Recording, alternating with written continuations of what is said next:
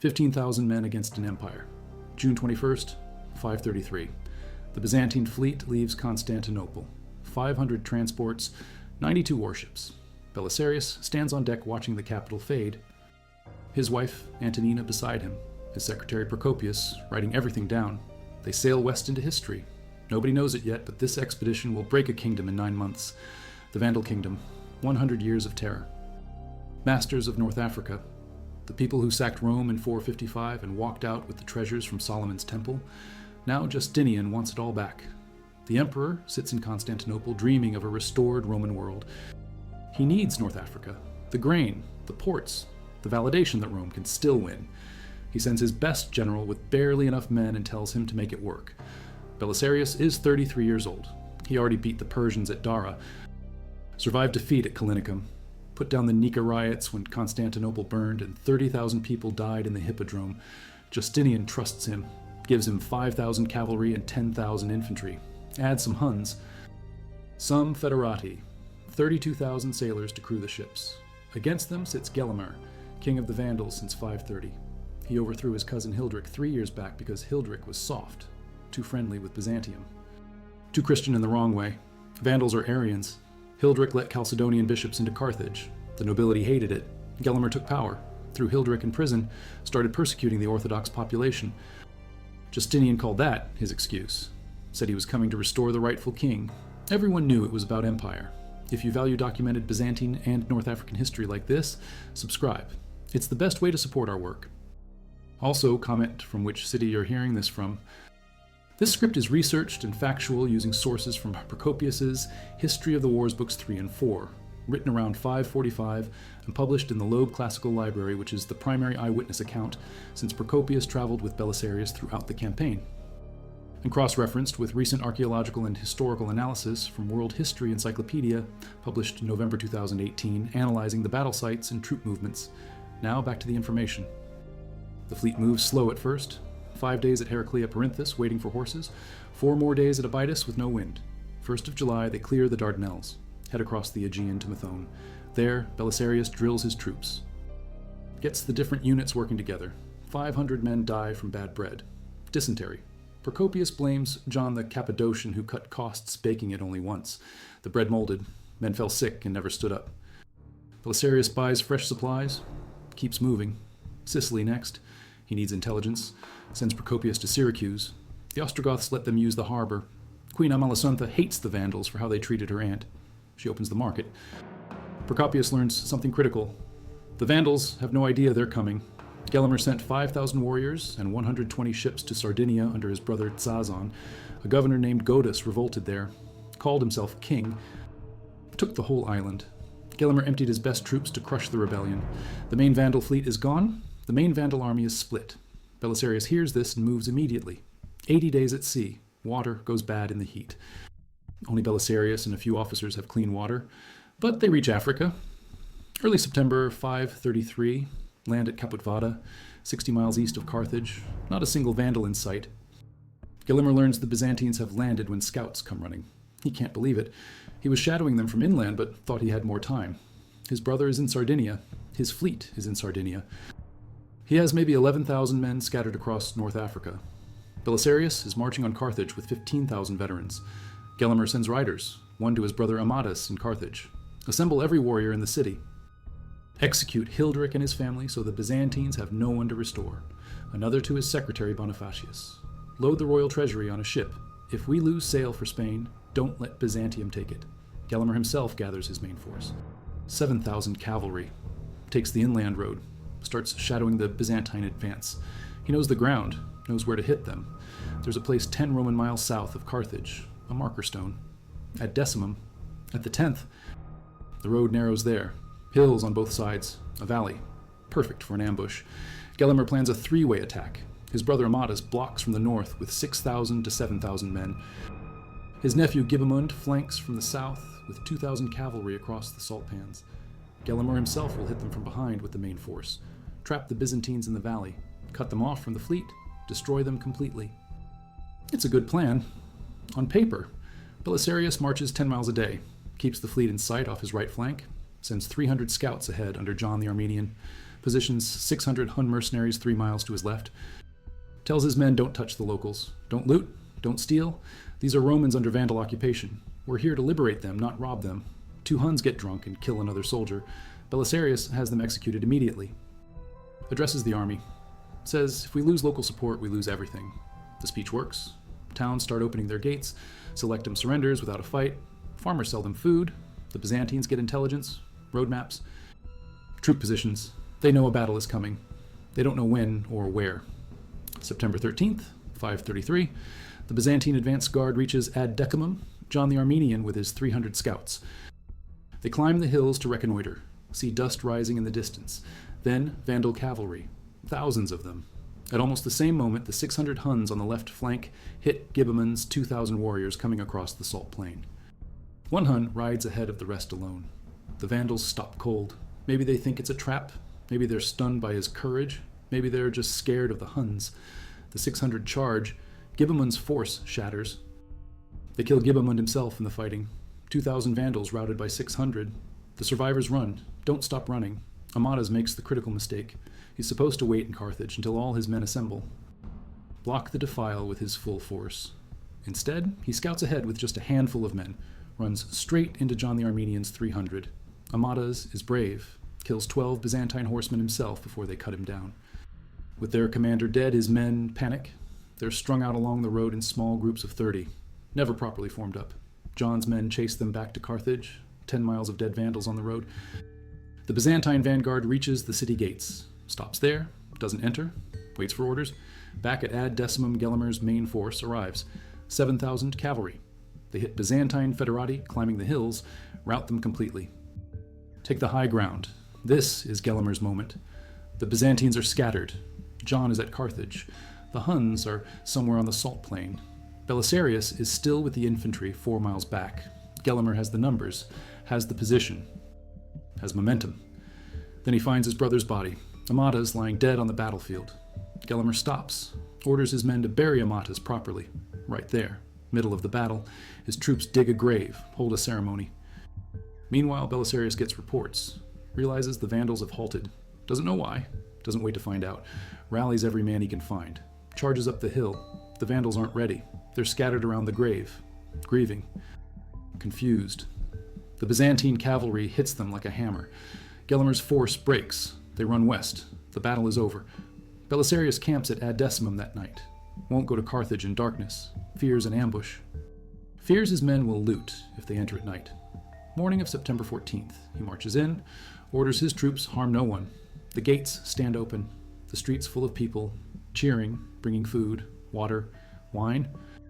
They're Romans who lived under Vandal rule for a century. Now Rome has returned. Belisarius walks to the palace, sits on Gelimer's throne, eats the dinner prepared for Gelimer's victory feast. Procopius writes it all down. The next day, Belisarius inspects the city walls. They're in terrible shape. Vandals let them crumble. Thought they didn't need walls because they had the navy and the desert. Belisarius sets his men to work, 12 weeks, every day. Rebuilding, reinforcing, digging ditches. He knows Gelimer isn't finished.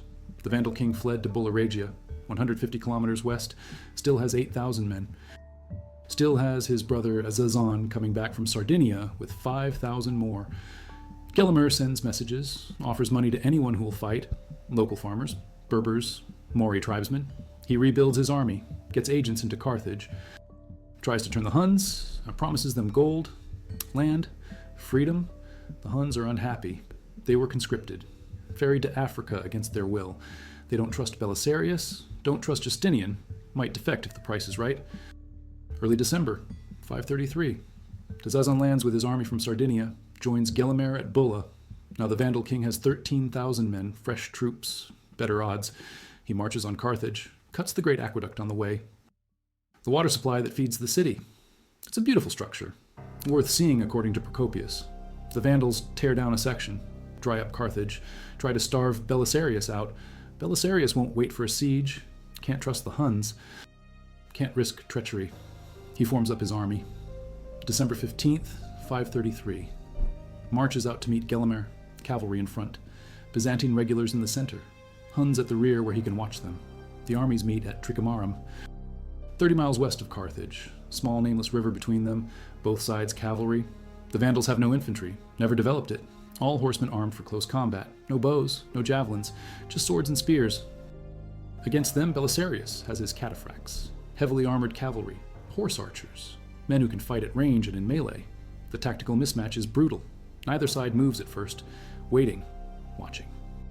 Then the Byzantine cavalry charges. John the Armenian leads it, smashes into the Vandal center. They reform, charge again, reform, charge a third time. In that third charge, they kill Zazon, Gelimer's brother. Commander of the Sardinian force falls in sight of the king. The Vandals see it happen. Their discipline breaks. The Byzantine infantry surges forward. The Vandal line collapses. They retreat to their fortified camp. Try to hold there. Gelimer knows it's over. Takes a few attendants and flees. Rides into Numidia, into the wilderness. His army sees the king abandon them. They give up, surrender the camp. The Byzantines enter without resistance. Then the massacre begins. Byzantine troops lose control. Kill every Vandal they find, rape the women, loot everything. The army scatters in darkness, hunting treasure. Belisarius spends the night terrified. No order, no discipline. His men spread across miles. If Gelimer counterattacks, now they're finished. He plants his standard on a hill at dawn, slowly gathers his troops back, restores order, sends a detachment after Gelimer. The Vandal king makes it to Mount Papua.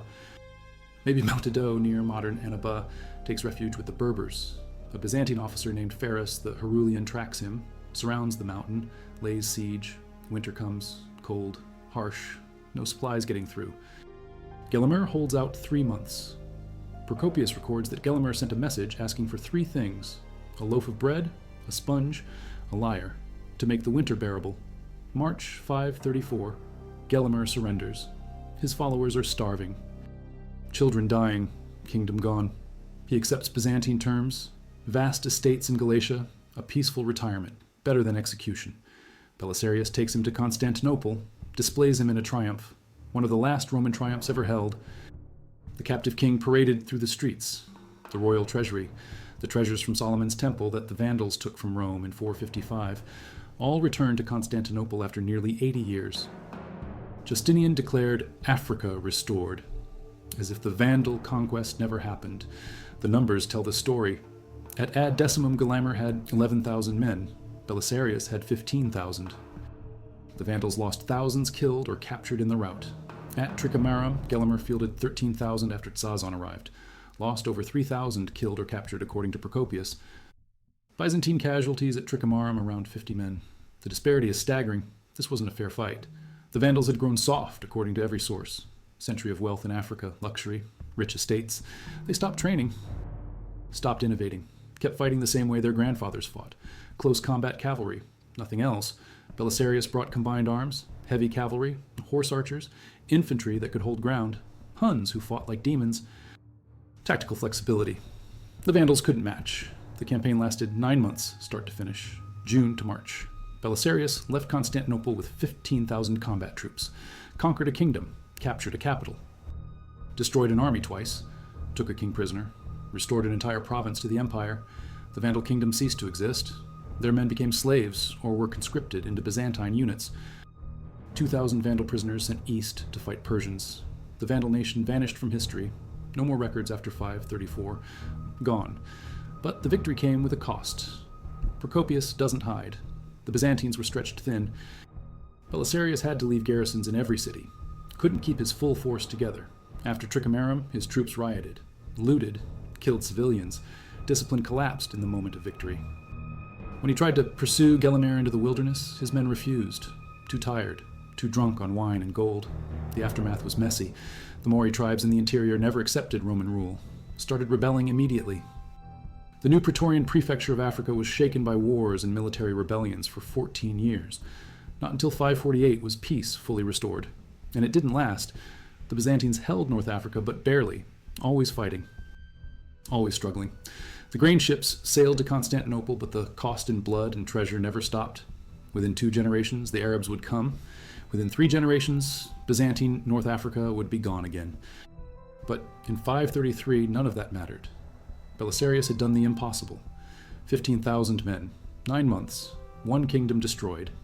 That's what the sources show us. That's what the archaeology confirms. The campaign hinges on three critical factors that made it work. First is strategic surprise. Gelimer genuinely had no idea the Byzantines were coming until they landed.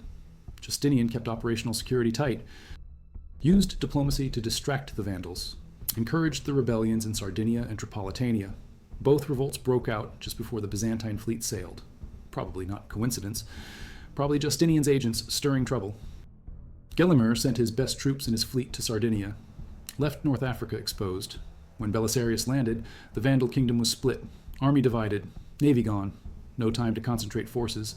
Second factor is speed. Belisarius moved fast. 10 miles a day seems slow, but it's deliberate. Keep the army intact, stay in contact with the fleet, secure the locals, build intelligence. When he gets to Ad Decimum, he's ready. When he wins, he doesn't celebrate. Marches straight into Carthage. Fortifies immediately. Moves to Tricomarum the moment Gelimer threatens.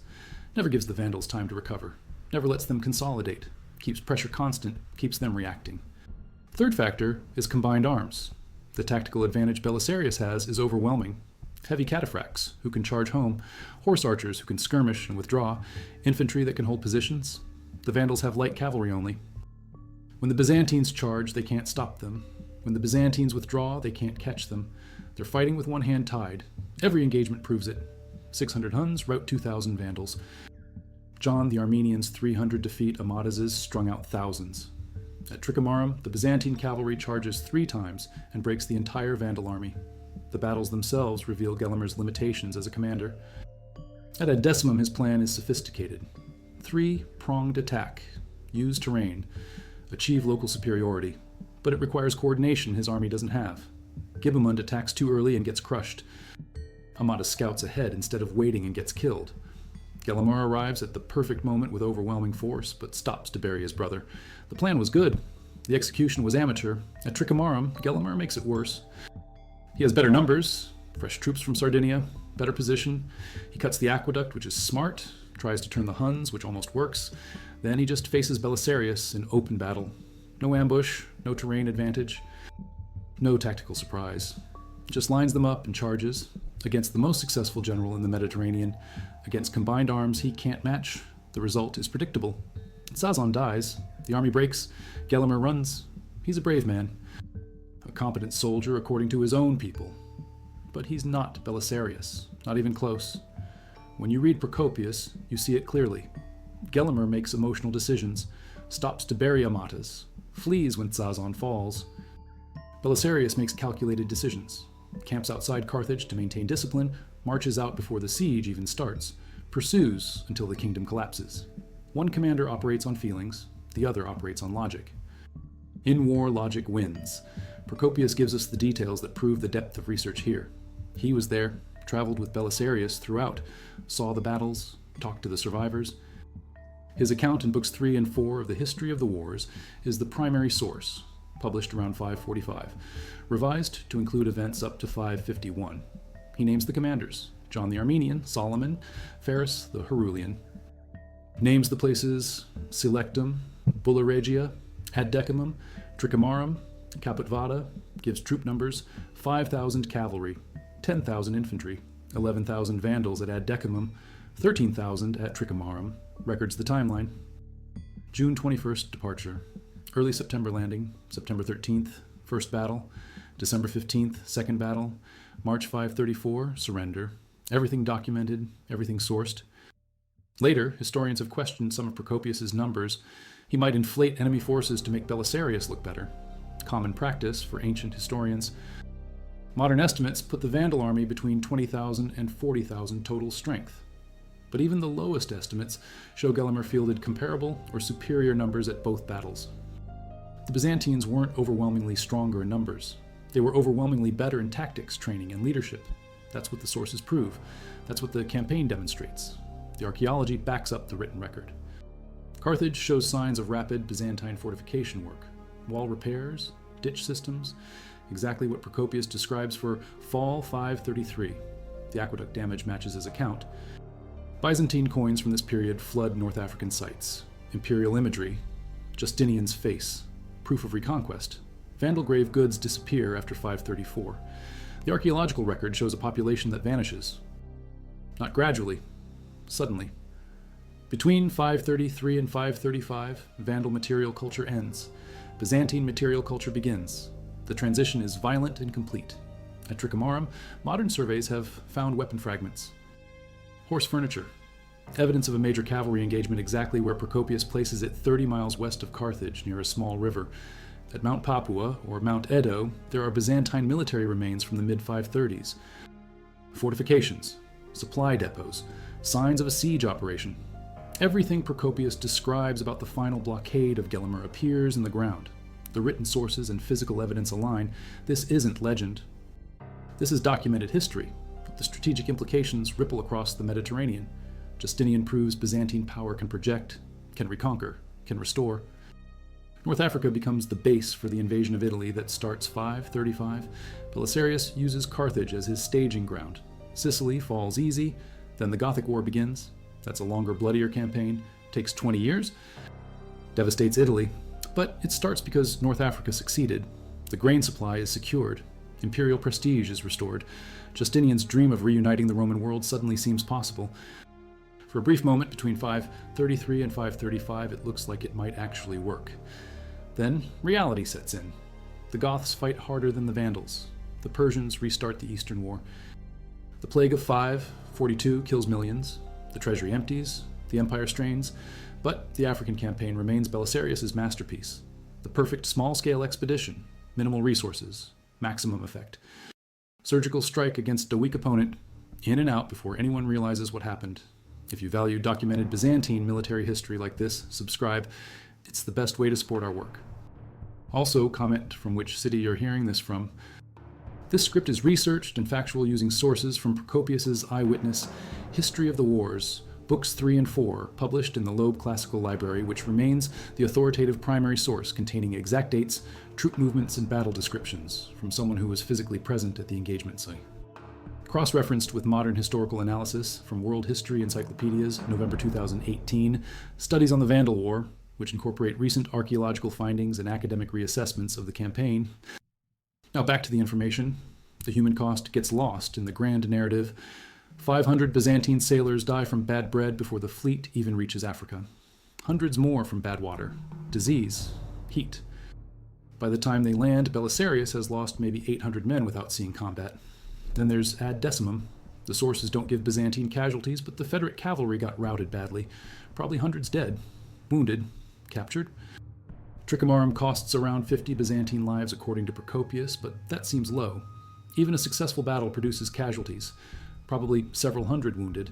Then the aftermath, the fighting with Mori tribes, the rebellions, the garrison duty, the disease. Malaria was endemic in North Africa. Many of those 15,000 who sailed from Constantinople never saw home again.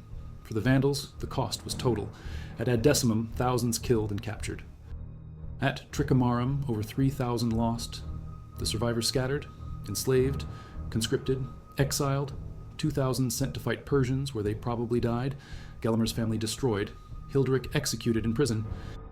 The Vandal nobility purged, their estates confiscated and redistributed to Romans, their women taken, their children dispersed. The Vandal nation was 80,000 people, maybe, warriors and dependents. By 535, most of them are gone, dead or scattered so thoroughly they vanish from history. The local population suffered worst. Carthage was besieged, water cut off, markets closed. When the Byzantines broke discipline after Tricomarum, they massacred and raped civilians. Procopius admits it openly. Then came 14 years of war with the Mori. Raids, counter-raids, villages burned, crops destroyed. Justinian wanted to restore prosperity, but his policies were harsh. High taxes, military conscription. Vandal properties went to Byzantine officials, not to locals. The Mori fought because they saw new masters replacing old masters. Nothing changed for them. They kept fighting until 548. Finally, a general named John Troglita pacified the interior. Brutal campaign, mass executions, forced relocations. By then, North Africa had been at war for 15 years continuously. The grain shipments to Constantinople resumed, but the province was exhausted. When the Arabs came a century later, the Byzantines couldn't hold, too weak, too hated, too few. The campaign of 533 looked brilliant in the moment. In the long run, it was a Pyrrhic victory. Belisarius himself went on to greater things and greater disappointments. After Africa came Italy, 535 to 540. He took Sicily, took Naples, took Rome, then got recalled because Justinian was jealous, sent back in 544 but with inadequate forces. The Gothic War dragged on, became a nightmare. Belisarius won battles but couldn't win the war. Not with what Justinian gave him. He was recalled again, replaced by the eunuch Narses, who finally finished the job in 553. But it took Narses 60,000 men and mountains of gold. Belisarius did Africa with 15,000 and did it in 9 months. That's the difference. After Italy, Belisarius semi-retired, came back one last time in 559 to defeat a Hun invasion threatening Constantinople. Beat them easily. Last triumph, he died in 565. 7 months before Justinian, Procopius outlived them both. Died sometime after 565. His history survived. Everything we know about the Vandal War comes from him. Without Procopius, this campaign would be a footnote. A few lines in later chronicles. Instead, we have 8 books, detailed, specific, invaluable. His bias shows he loves Belisarius, hates Justinian by the end. The secret history reveals that. But the history of the wars sticks to facts, dates, numbers, places, names. That's why historians trust it. Modern military analysis of the campaign focuses on logistics. How did Belisarius sustain 15,000 men in hostile territory for 9 months?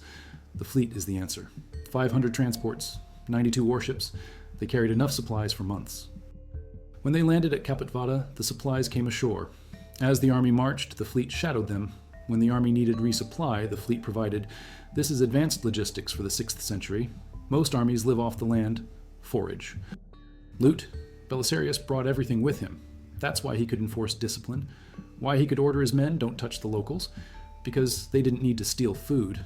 The fleet had it. The fleet also gave strategic mobility. If the campaign went bad, they could evacuate by sea. If they needed reinforcements, Constantinople could send them by sea. If they captured ports, they could resupply from the nearest friendly harbor. The Vandals had been a naval power. They lost their fleet in Sardinia. That mistake cost them everything. Naval superiority allowed Belisarius to dictate terms, to choose when and where to fight, to maintain supply lines across the Mediterranean. Without the fleet, this campaign fails immediately. The campaign also demonstrates the value of intelligence and propaganda. Belisarius spent serious effort winning local support. The letter to the Vandal messenger, the speech to his troops about not looting, the discipline he enforced even when it meant executing his own men, all designed to win the Roman population over. It worked. Towns opened gates, farmers sold supplies, locals provided maps and information. When the Byzantines needed guides, they found them. When they needed to know Vandal positions, the locals told them. Gelimer never had that advantage. The Roman population hated the Vandals. Religious persecution, economic exploitation, a Germanic elite ruling over a Roman majority. When Byzantium showed up claiming to restore Roman rule, the population believed it, wanted it, helped make it happen. This isn't Belisarius being nice. This is calculated counterinsurgency doctrine. Win the population, isolate the enemy, deny them support, force them to fight alone. Modern armies call it hearts and minds. Belisarius understood it 1,500 years ago. Without local support, he's marching blind through hostile territory. With it, he has eyes everywhere. The battles show the evolution of cavalry warfare in the 6th century. The Romans had been primarily infantry for centuries, heavy infantry, legions. By Justinian's time, the army was mostly cavalry.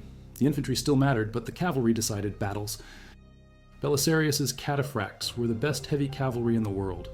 Armored head to toe, lances, swords, some carried bows. They could charge like knights, skirmish like steppe nomads. The Vandals couldn't match it. Their cavalry was light, fast, good for raiding, bad for pitched battle against armored opponents. The Huns in Byzantine service added another dimension, pure horse archers, incredibly mobile, hit and run tactics. They routed Gibemun's entire force by intimidation and speed. 600 against 2,000, and it wasn't close. When you combine heavy cavalry and horse archers with disciplined infantry, you get a combined arms team that can handle any battlefield situation. The Vandals only had light cavalry, one tool. When that tool didn't work, they had nothing else.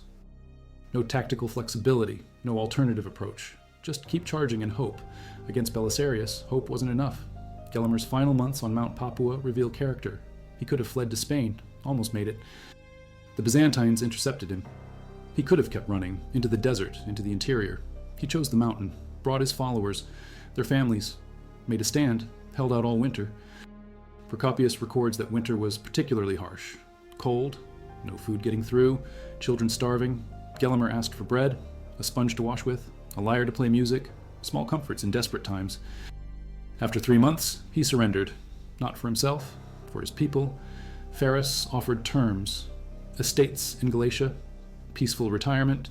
Gelimer took it, saved the survivors. Some historians see cowardice. He gave up, let the kingdom die. Others see pragmatism. The war was lost. Fighting longer just kills more people. He made the best deal he could and lived. Gelimer survived until at least 553, maybe longer. Died an old man in Galatia, far from Carthage, far from power, but alive. Could be worse. The triumph in Constantinople marked the high point of Justinian's reign, the streets packed with people, the imperial couple watching from the palace, Belisarius riding in triumph. The first proper Roman triumph in generations. Behind him, the captive king, Gelimer walking in chains, the Vandal royal family, the treasure wagons, gold, silver, the menorah and vessels from Solomon's temple, captured by Rome in 70. Taken by the Vandals in 455. Returned to Constantinople in 534. The crowd went wild. This was Rome restored, the empire reconquering, Justinian at his peak, Theodora beside him. Everything seemed possible. Belisarius was given estates, honors, a consulship, celebrated as the greatest general since the classical age. Then Justinian got jealous, started undermining him. The Italian campaign became impossible. Belisarius won battles, but Justinian wouldn't give him the resources to finish, kept recalling him, replacing him, playing political games. By the end, Belisarius was semi-retired, living on his estates, watching younger generals take credit. There's a legend he was blinded and reduced to begging, an obol for Belisarius. The legend is false. He died wealthy and honored, but the legend captures something true. Emperors fear successful generals, even when the generals are loyal. Especially when they're loyal, because loyalty can change, or appear to change. Justinian never quite trusted Belisarius after Africa. Too successful, too popular, too competent. The triumph was the beginning of the end of their relationship. The immediate aftermath in Africa was chaos. Belisarius left in late 534, sailed back to Constantinople with the triumph, left Solomon the eunuch in charge. Solomon was competent, but had nothing like Belisarius's charisma or tactical skill. The Mori revolted immediately. The Berber tribes saw opportunity, started raiding. Byzantine garrisons couldn't stop them. Solomon fought them for years. Won some, lost some, never fully pacified the province. Then the Byzantine troops mutinied, wanted to go home, wanted more pay, wanted the loot they thought they'd earned. Solomon put it down, but barely.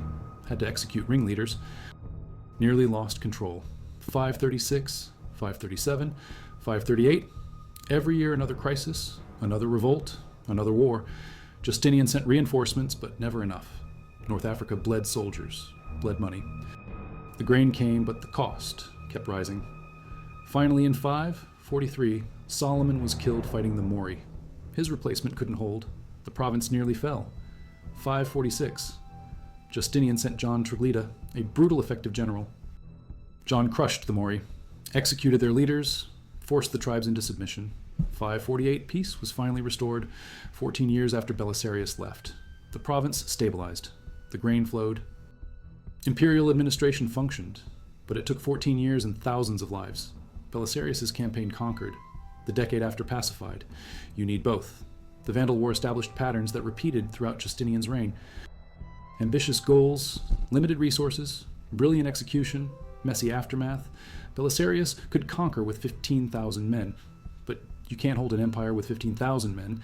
You need garrisons, administrators, engineers, diplomats. Money. Justinian spread himself too thin, tried to reconquer everything simultaneously. Africa and Italy and Spain and the Danube and the Persian frontier. The treasury couldn't sustain it. The army couldn't sustain it. Plague hit in 542. Killed maybe a third of the empire's population. Revenue collapsed. Recruitment collapsed. Everything got harder. By 550, Justinian held North Africa and Italy and southern Spain, but barely. By 565, when he died, the empire was exhausted. His successors couldn't hold it, couldn't afford it. Within a century, the Arabs took everything Justinian had reconquered. The dream of restoring Rome died with him. But for one moment, in 533, it seemed real. Belisarius proved it was possible. 15,000 men, 9 months, one kingdom destroyed. That's the story the sources tell. The final reveal comes from recent archaeological work at Carthage. Excavations in the old harbor area found evidence of rapid Byzantine construction. harbor repairs, warehouse foundations, coin hoards buried in fall 533. Imperial coins, Justinian, Belisarius. Proof the Byzantines moved in immediately, but they also found something else: mass graves, hundreds of bodies, men, women, children, buried hastily, no markers, no ceremony. Vandal graves based on the associated materials, dated to late 533 or early 534. The massacre after Tricamarum wasn't just soldiers, it spread to civilians. The local Vandal population was killed en masse. The archaeology proves it. This is the ugly truth Procopius hints at but doesn't emphasize. The reconquest was brutal, genocidal by modern standards. The Vandals as a people ceased to exist, not just politically but physically. They were exterminated or scattered so thoroughly that within a generation no trace remained. That's the cost of empire. That's what reconquest meant. Belisarius' brilliant campaign destroyed a kingdom and erased a people. The glory and the horror exist together, can't separate them. The sources show both if you read carefully. Procopius celebrates the victories, records the massacres, doesn't apologize, doesn't condemn, just writes it down. 9 months. 15,000 men, 1 kingdom destroyed, 1 people erased, 2 battles, Ad Decimum and Tricamarum, speed and violence and calculated brutality. That's how Byzantium reconquered North Africa.